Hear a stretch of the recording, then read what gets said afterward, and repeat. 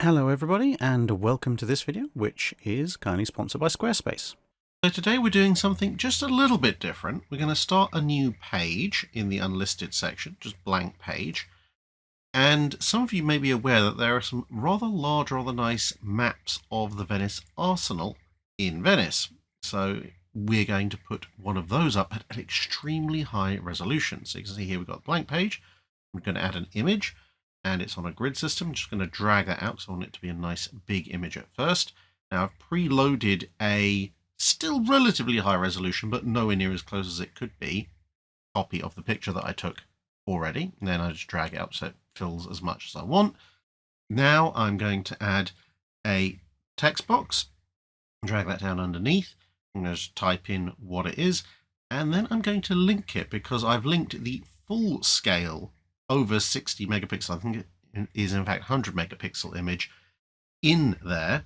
And you'll also have segments, about 9 to 12 segments, so you can put it together into an even larger, almost gigapixel image if you want. Go back to the images page, incorporate that as a new entry, URL link it to the unlisted page, and it's all done.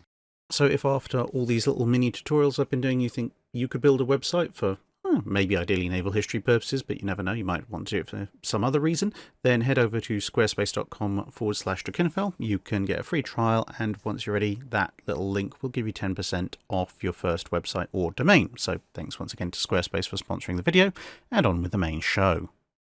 Well, after last month looking at the immediate pre-World War II and World War II era Swedish destroyers, a fair number of people in the comments were asking when I was going to cover the post-World War II Swedish destroyers that were still gun-based, so Holland class, for example. Well, those will come in 5-minute guide terms at some point in the future. However, one of those post-war designs still survives. That is, of course, the Smaland, which can be found at the Maritiman Museum in Gothenburg, or apparently in Swedish, Göteborg, I think. Maybe one day I'll get that right, I'm sure.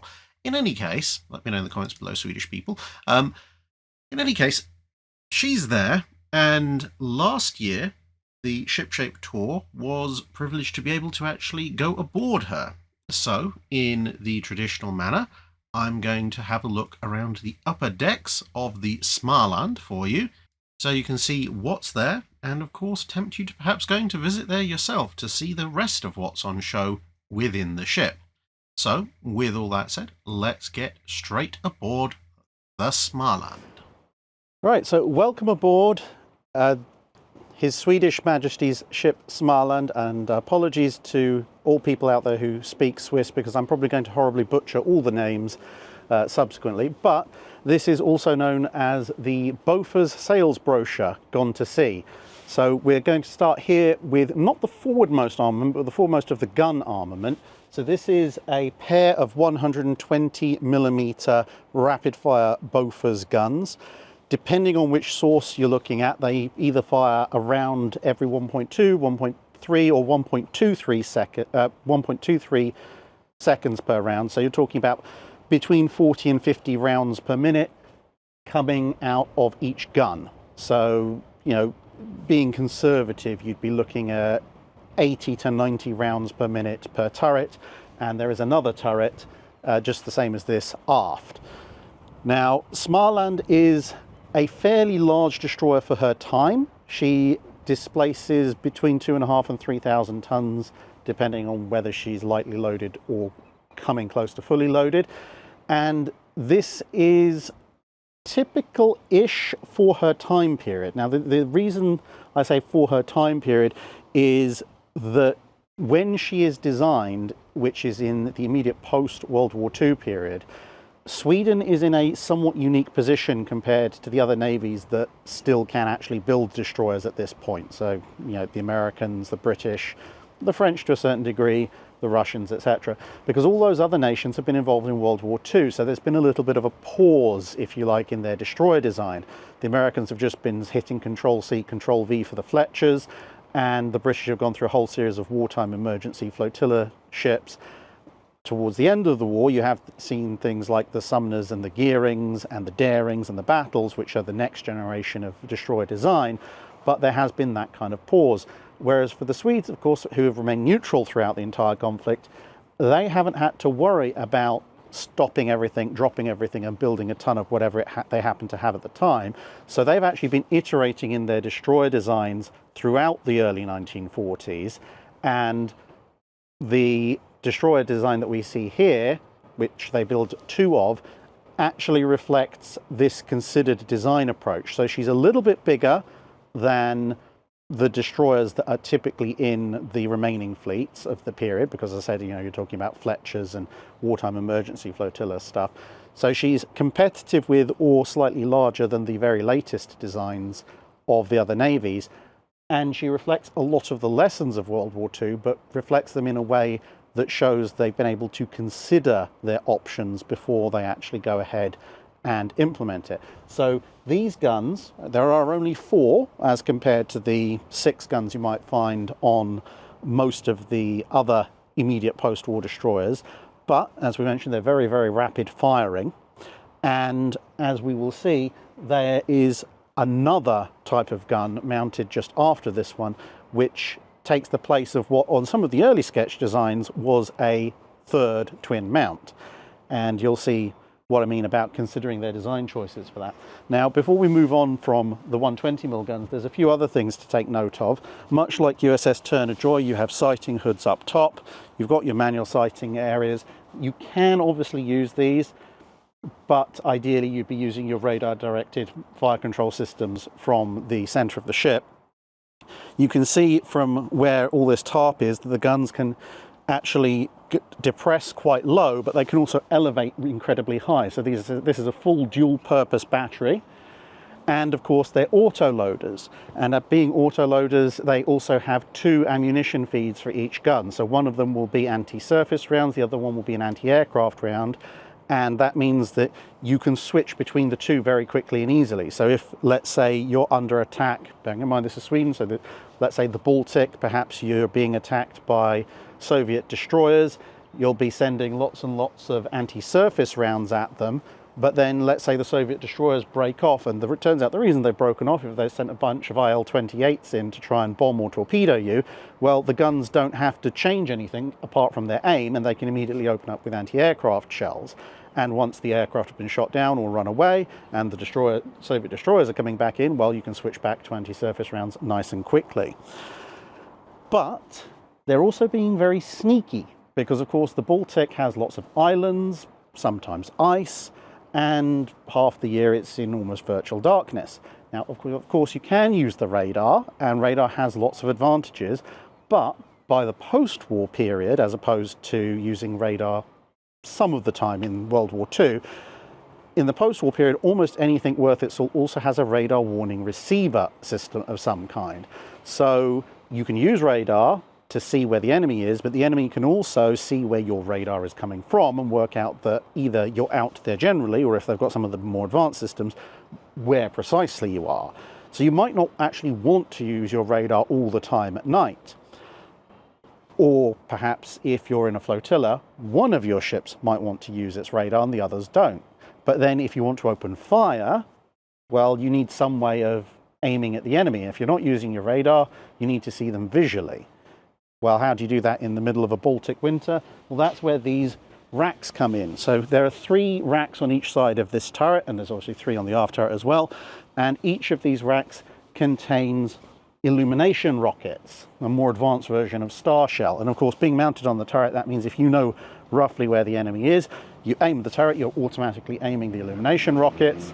And then when it's time to open fire, you can launch your illumination rockets, light up the enemy, use your optical range finding systems to lock on and open fire. And theoretically, because you've been under total emissions control, your enemy doesn't know that you're there. Or if they know that one ship is out there with radar, they don't know that the other 2, 3, 4, 5 ships are also out there. So it should be a surprise attack. Now, of course, at that point, you can open up with your own radar and get a full lock on, but you might not want to, because yes, you have just opened fire with a sneak attack, and hopefully you're plastering the enemy in high explosive, But you don't know if the enemy was trying to do that, and maybe they have other ships out there which are trying to do the same thing to you. So you can actually prosecute the entire attack using optical rangefinders and these illumination rockets, because as soon as the gunfire stops and the illumination rockets burn out, you've gone back to being purely stealthy, and the enemy still doesn't really have much of an idea where you are, because if they're trying to use their own optical systems to find where you are, the fact there's a massive burning magnesium flare over near one of their ships, and hopefully that ship is also on fire, is going to somewhat ruin their night vision. So that's our 120mm forward main turret. You can also see we've got some chocks for locking the guns in place. But we're going to take a quick spin around and look at the foremost weapon system on the ship as well. So we're here right up at the bow, along with the foremost weapon system. So this is actually 2 batteries of 4 launchers. You can only see one because the other one is behind this one. Now these are really, really big 14 and a bit inch anti-submarine rocket mortars.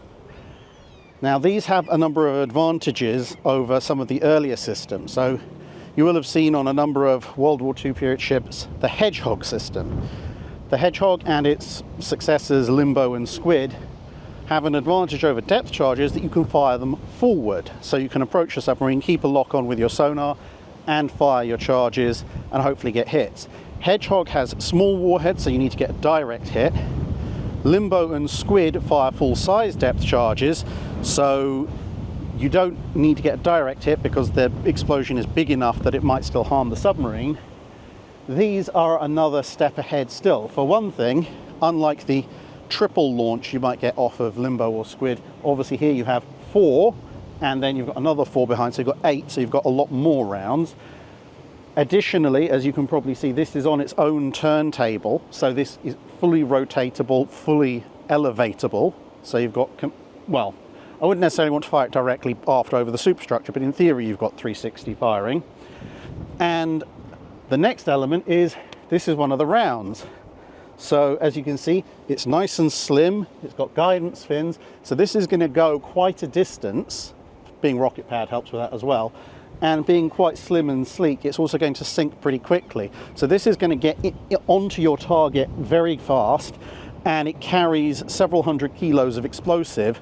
So when it goes off, the submarine's going to feel it, and even if it doesn't get right up close, then the blast wave is probably still going to do a fair bit of damage. And as I say, Smaland here, we've got 4 launchers on this battery, and then the other battery directly behind it. So we've got a total of 8 up front, which gives her quite a potent anti-submarine punch on top of anything she might be mounting further aft. The other thing which is actually quite of note compared to a lot of post-war destroyers and even World War II era destroyers is that because she's not a flush decker like say Turner Joy is, she doesn't actually have much, if anything, of a bow slope. You remember from the tour of Turner Joy, she has a really severe sharp bow slope because she's flush decked. Smaland uses the older style of design where you have a broken deck or a raised forecastle, or whatever other design choice you want to call it. So essentially her forecastle is nice and level, and then around the level of her bridge it steps down one deck to continue further aft. So that means she's still got the high freeboard forward, which you need, but it also means that this deck is completely flat and level as far as most things are concerned. And that's quite important because it means that you can have multiple weapon systems up front like this without having to go into very complicated angled mountings. And for a ship that's really packing in the weapons, she needs every inch of deck space she can get. So here is the second part of the ship's gun-based offensive and defensive systems. This is a twin Bofors, again, 57mm installation.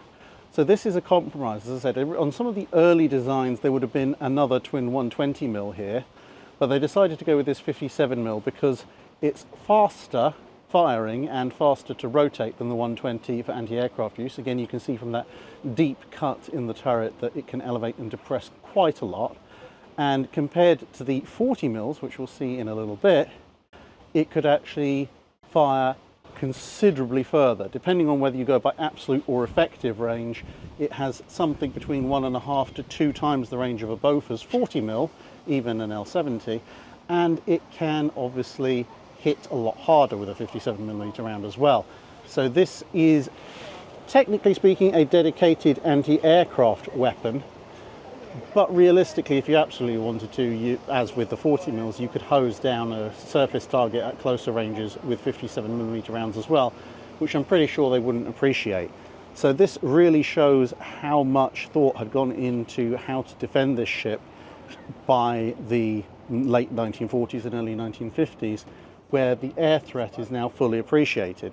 Yes, you could have had 3 dual-purpose twin 120mm mounts, which would have given you a lot more protection against surface ships, 50% more firepower, but in the end it was judged that actually for both weight and defensive purposes, this twin 57mm system, a kind of intermediate between the 120 and the 40s, was actually a better bet, and this would defend the ship against the far more prevalent air threat, whilst the 120s would still do a relatively decent job defending you against the ground or surface threat.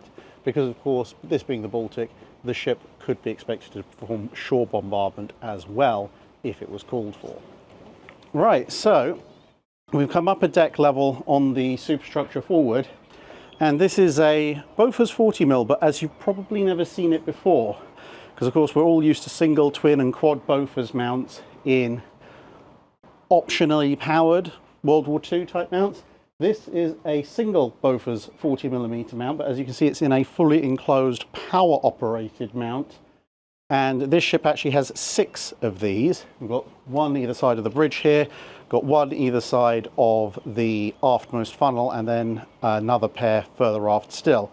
So this is part of her dedicated anti-aircraft battery, whereas the 120mm we saw forward are dual purpose. And this is kind of the next level of lethality for the Bofors 40mm, because if those of you who've watched the channel quite a lot will remember, I pointed out by the end of the Second World War, the Oerlikon 20mm was actually almost being phased out because it was too short range for modern threats. The Bofors 40mm was itself under threat. While ships like Vanguard would commission with quite a lot of them, it was now kind of the minimum price of entry if you wanted serious anti-aircraft defense. And 3-inch autoloaders, for example, were taking over that role quite a lot. However, what the Swedes found, because obviously they have Bofors, so they've got the full range from the catalogue, is that with the 40mm you could actually, by making it fully automated, not massively increase its overall effective range, but massively increase its capability. And of course, with the weight of the mount, the weight of the power controls, the weight of the radar, etc., that's what means you've only got a single gun per mount instead of a twin mount or something like that. But since you have 6 of these mounts, you've got 3 40mm barrels per side, which for a destroyer, if you look at World War II destroyers, you might think that's not quite as too many, but bear in mind these are going to be much more accurate. So in terms of effective rounds on target, the 3 single mounts per side are actually going to be more effective than 10, 12 or 14 hand aimed or basically radar aimed Bofors 40mm from the Second World War.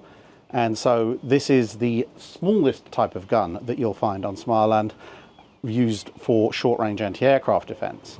Right, so welcome to the bridge, or at least the open bridge, because of course, as we know, the open bridge is the superior choice for visibility. The Perspex screens there have seen better days, but you can generally get an idea of what kind of equipment we've got over here. So we've got a central position up here, one's just slightly higher than everyone else. And then coming down, we have the one captain's chair, because this mount just here where I was, that would be for a signalling position. So there should be a signal lamp there, but there isn't. And this is actually quite useful because obviously signal lamps can double as searchlights, but being in a central position, it means they don't have to double up and have 2 big searchlights, because weight this high up on a ship this size is at a premium. They do have 2 smaller searchlights either side, but they're much smaller than what you would have up here. Then of course you have your compass, and you have all your other equipment. So a lot of this is in Swedish, so I can't read the labels necessarily, but this is a heading device. So you've got the compass, the 0 to 360 compass, plus then a little dial in the middle which showing you where the ship is relative to that. You have something called racket, which is measured in meters. It goes up to 3,000 meters. I would guess that that is the sub-rocket. Okay, so I'm being told that's the submarine rocket launchers. In which case, if this is a submarine rocket launcher, then this would be not for the ship. This would be for the angle that the submarine rocket launcher is actually aimed at relative to the ship. So then the ship would be 0 to 180, and then this dial would be which direction it's pointing in, with a bunch of additional indicators, which actually makes a lot of sense, because if those deflectors are in place, I can't quite see the full extent of the rocket launchers from here if I'm standing in a normal position. If I go over to here and gaze over, I can just about see, but my estimates of angle are going to be somewhat off. Then you've got your RPM going back and forward. You've got a good old voice tube, just in case you can't use radio for whatever reason. You can see here there's a radar screen. This is now definitely in the PPI era rather than the oscilloscope era. That's undercover. What you can't see from there, but is behind here, is another much bigger, probably somewhat more modern radar screen. That's a green screen, so much more familiar to people. And then over here will be the sonar operators area. Again, nice and sheltered because you don't want the sea to get into there. So in some ways, not a lot has changed from the Second World War, but in other ways, quite a lot has changed, because this is now a fully integrated open bridge system with all those electronic systems, detection systems, etc., that you would have previously had refitted into a Fletcher class or a Tribal class or something like that. This has all been intentionally laid out in the Smaland. And this is looking back from the same position on the bridge, and as you can see, we have a bunch of different sensor systems. We've got multiple radar systems here, navigation, air search, surface search, etc., go both on the bridge itself and going up on the radar mast. The radar mast is retractable for going under narrow bridges or reducing your profile, and you can also see there's a bunch of passive warning receivers up there in a little cluster just forward of the main spinny radar. So this ship is covered in a lot more sensors than you would typically find on either a World War II era destroyer or indeed a World War II refit, because of course all of this is again weight up top, which affects stability. So even the very largest of the Second World War's destroyers would have some issues having absolutely everything stuck on them without losing stuff further down. Whereas with Smaland, of course, most of this will have been planned from the get-go. Obviously, there are some more modern systems because she was in service for quite a while. But if we go just a little bit aft and drop the camera down, you can see one of the smaller signal lights. But you can also see back aft there, there's another much, much bigger radar mounted on the main mast. And then in here is the fire control station, because of course this is an unarmoured destroyer. There's no point in having CIC or fire control plotting, etc., further down in the ship. And then finally, up here on the bridge, we have this system. So you might recognize this as a relative of the one that's in a similar position on HMS Belfast. So this is a basic rangefinder and spotting system, and there's two of these, one on each side. So we found the ship's bell, which of course means it must be rung. And now I have no hearing left. Right, so before we go further aft, I'm just going to point out a couple of additional things. So here we have some spare 40mm barrels. Now, why would you need spare 40mm barrels? Well, obviously, if they wear out. Now, of course, whilst Smaland and her sister ship were capable of going fairly long distances around the world, they're primarily designed for the Baltic. So you might think, well, they can just come back and replace those gun barrels. So why do we have 8? Because there's 4 on this side, 4 on the other side. Well, part of the reason is that the 40mm Bofors, one of which you can just see behind me there, this is not the 40mm Bofors of the Second World War. The 40mm of the Second World War is the L60, so it's 60 calibers long. This 40mm is the L70. It's 70 calibers long, slightly higher rate of fire, slightly higher muzzle velocity, and of course the slightly higher muzzle velocity coupled with the fact they're in automatic guided turrets means that you might actually burn through the barrels a lot faster than you would with the 40 mils you might find on a battleship or a cruiser of World War II. The other thing, of course, is that, as we mentioned, they're using fewer barrels with higher accuracy on the Smaland, and that in turn means that whereas on a battleship, if you do happen to burn through a barrel or two, it doesn't matter too much because you've got another 60 or 70 to go. Here, if you've only got 6 and you burn through one, that's 1/6 of your entire 40 mil battery down. So it's important to be able to swap out these things. The other thing that's quite notable just here as we progress after are these spools. So these are almost certainly guidance cables for the torpedoes, which we're going to see in a minute, or at least for the torpedoes which we used on the ship later on in its service. Right, so we're now moving just slightly further aft to the forward of the ship's 2 torpedo launchers. Now, this again marks the ship out as slightly different compared to most, not all if you're the Imperial Japanese Navy, but most World War II period destroyers. So originally when the ship was launched, it had 2 quadruple torpedo sets. This forward one has 4 tubes at the moment, but according to the museum information, at the point that she left service, she actually had 5 launchers here, which is probably why there's the gap in the middle. But the reason for this will become apparent a little bit later on when we spin around and look at the aft launcher. But the reason this is a fairly unique setup is not necessarily that. You can see here we've got one of these torpedoes, but you'll notice this torpedo is sitting on a set of carts, which is sitting on a set of rails, and these rails, they run from just about where the replacement 40mm Bofors barrels are, run aft past the camera to where the triple launcher is, but there's a little set of points like a railway where they also run to here where this forward launcher is.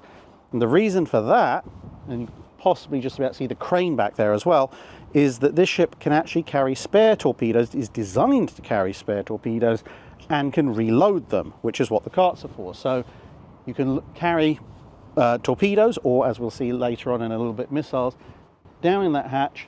The crane will bring them back up and out if you need to reload. They go on the carts, and the carts will come down and they will feed straight into the tubes, either back there or here.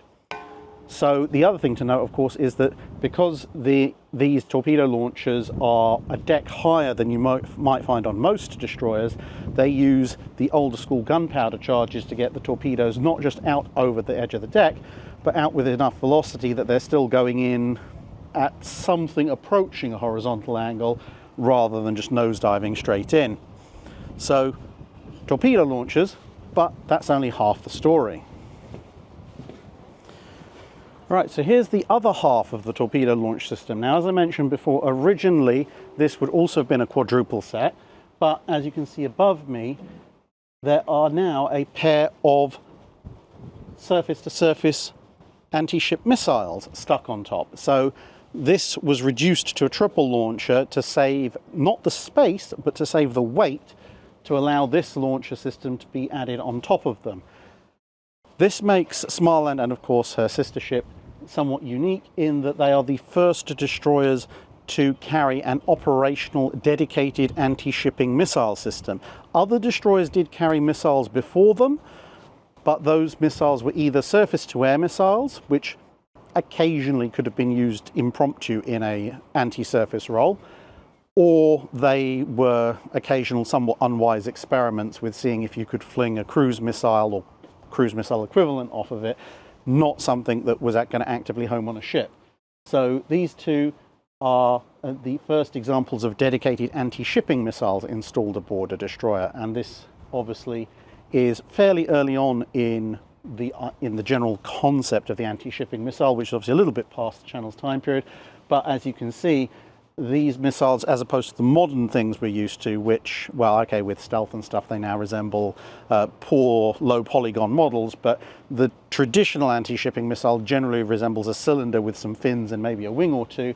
These more resemble downscaled jet aircraft without cockpits, in common with a lot of other early anti-shipping missiles.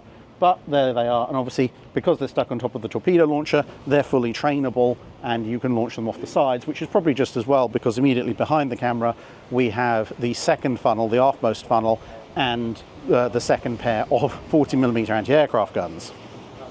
So here's a little bit more detail on the missiles. Amusingly for English speakers, they're actually called robot, which is more applicable than you might think, because of course they are automated. And as we were saying earlier, you've got your wings, you've got your booster rockets to get them off of the thing, off of the launch well in the first place, then you've got your main engine back there, little tails. Apparently these are designed based off of target drones. So for those of you in perhaps the US, you might see something of a resemblance to the Ryan Firebee drone, but these are apparently based off of a French design. So no angry Firebee for you, I'm afraid.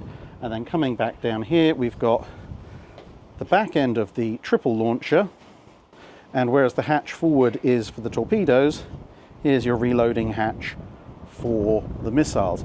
Now, you remember earlier I mentioned that while we're up here, we are a deck higher than you might normally find for a destroyer for this kind of armament.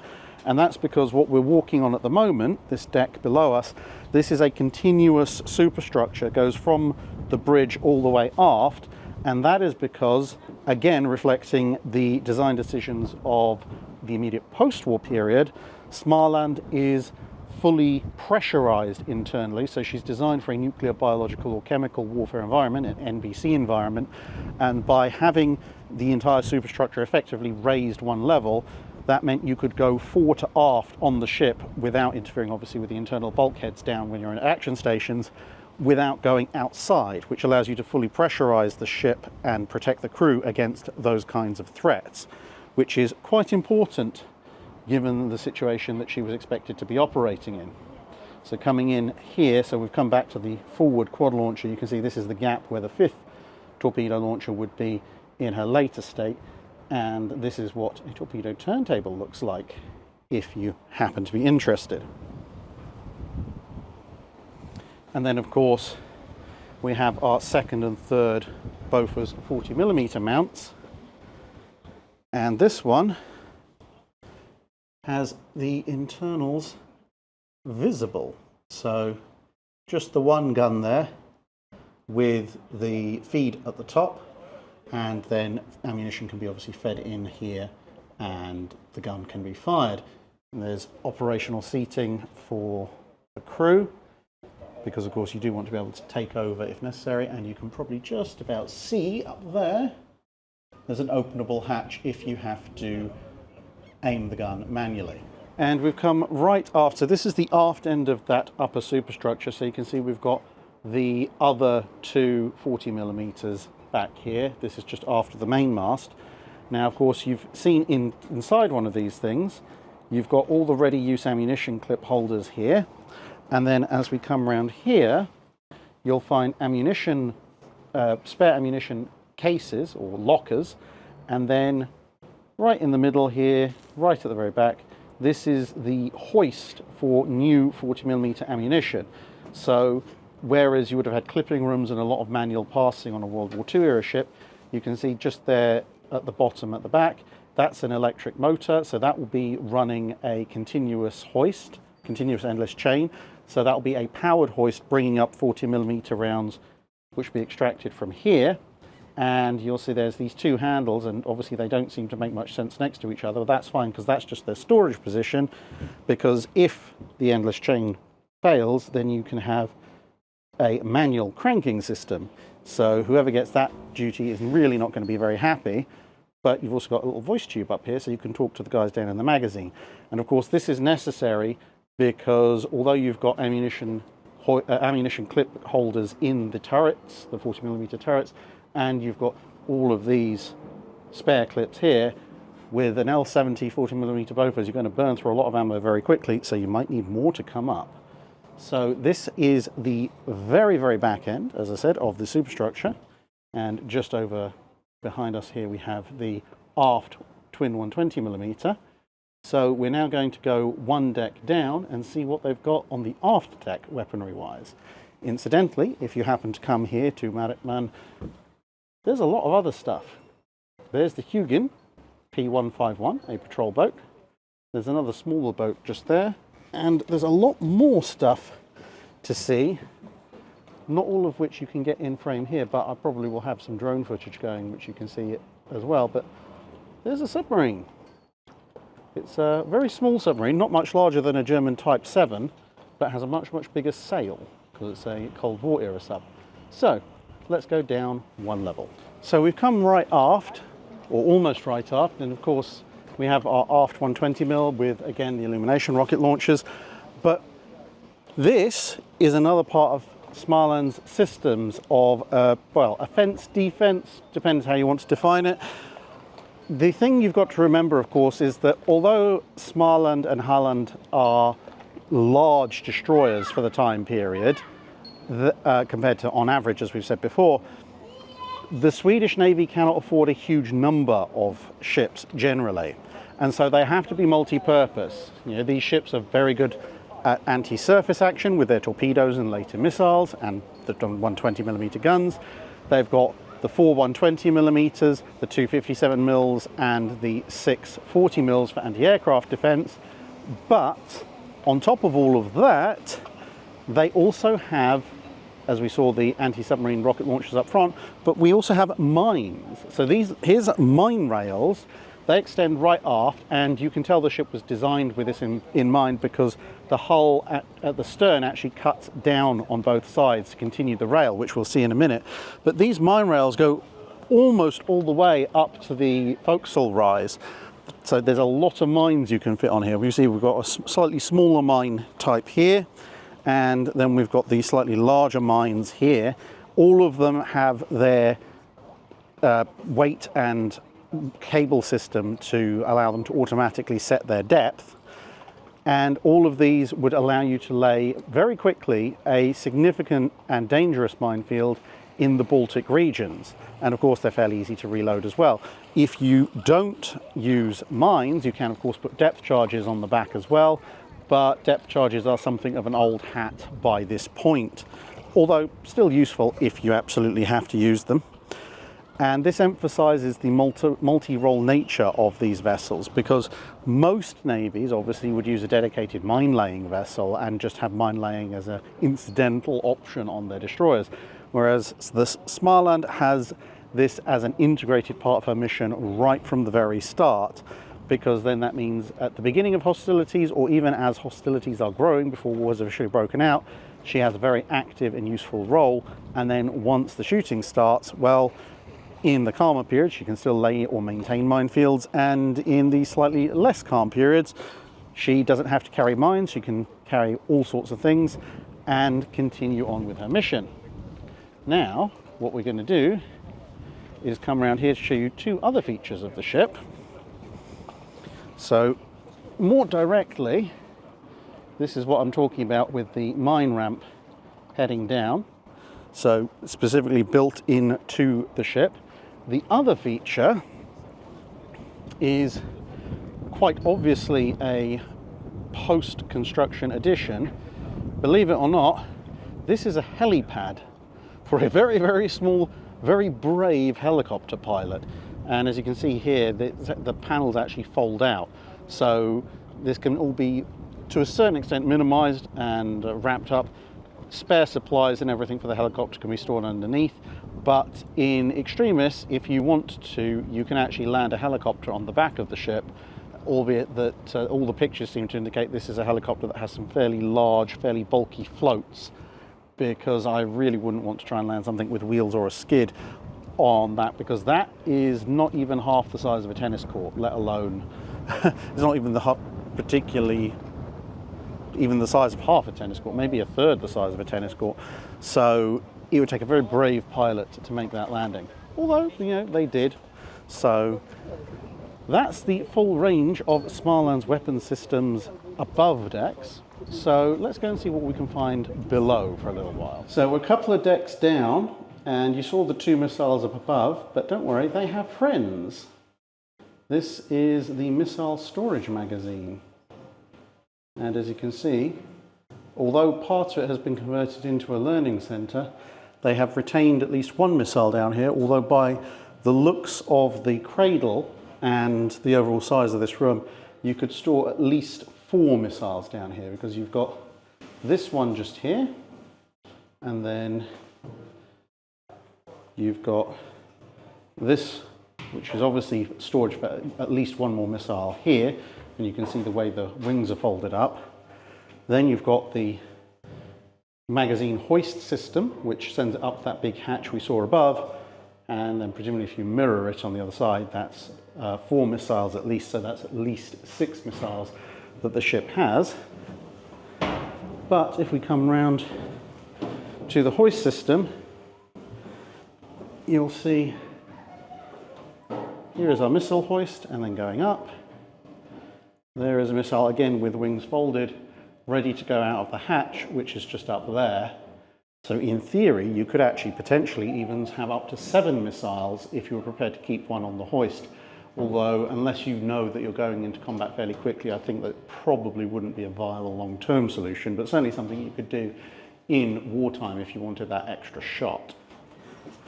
So one of the other things that's quite interesting about this ship is what you can see of the hull material as we're walking. Now, some of it is sheet steel, as you can see here.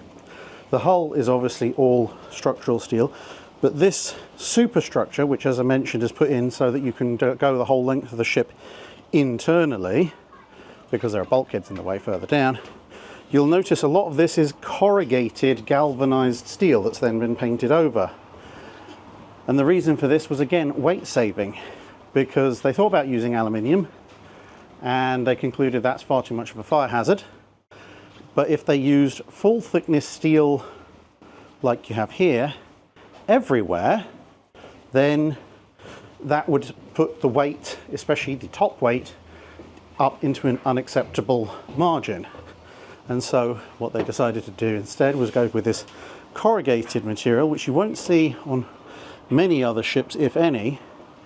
And although obviously the corrugation means it has a slightly greater surface area, that's more than compensated for by the much thinner material that you can use for the similar strength. And so that reduces your top weight, which keeps the ship more stable, or in the case of Smaland, just allows you to put a lot more guns on it. And that wraps up our above decks tour of Smaland. Thank you very, very much to the Maritiman Museum in Gothenburg in Sweden for, well, letting us come aboard, letting me obviously film and letting me take this drone footage, although there was a rather interesting ceiling to this drone footage, because if you went much above the altitude you can see here, you came in direct line of sight of a, shall we say, a ship that apparently was not to be filmed further down in the harbour, and drones mysteriously stopped working. So we're quite lucky that the altitude happened to be just a little bit higher than Smaland's mast top. But in any case, if you happen to be in Gothenburg, either because you live there or you live nearby or you are travelling there, please do go and give the Maritiman Museum your support. You can see there the little sub coming into view. They are in the middle of ongoing conservation work. You can see as we pass down Smaland, you can see exactly where the conservation work had reached at the point that we were actually there, and the rust aft is similar to what was forward before they're able to clean it up, and work is of course ongoing. And although Smaland is their single largest exhibit, there are obviously all the other ships and the sub that also need maintenance, and it's not exactly bank-breakingly expensive to go aboard. Their entrance fees are very, very reasonable. And if you're interested, they also have a pretty decent gift shop and a pretty decent cafe restaurant. Now, I appreciate that of the Scandinavia trip, you've now got the Smaland and the Gothenburg, the East Indiaman replica, which is a little bit out of order because we were, of course, first in Norway before we got down to here. And in fact, we were also in Karlskoga before we got here as well. But those things will come with time. Also, shout out to the various wonderful Swedish and nearby subscribers who showed up to say hi as we were there. You may have caught glimpses of yourselves in the periphery of the camera shots. And for those of you who backed the trip and are wondering where your Scandi trip coins, etc. are, they should be with you in the next few months. And that pretty much wraps up our look at Bofors' greatest floating sails brochure, also known as the mighty destroyer Smaland. Thanks for watching, and hope to see you again in another video coming soon to a screen near you.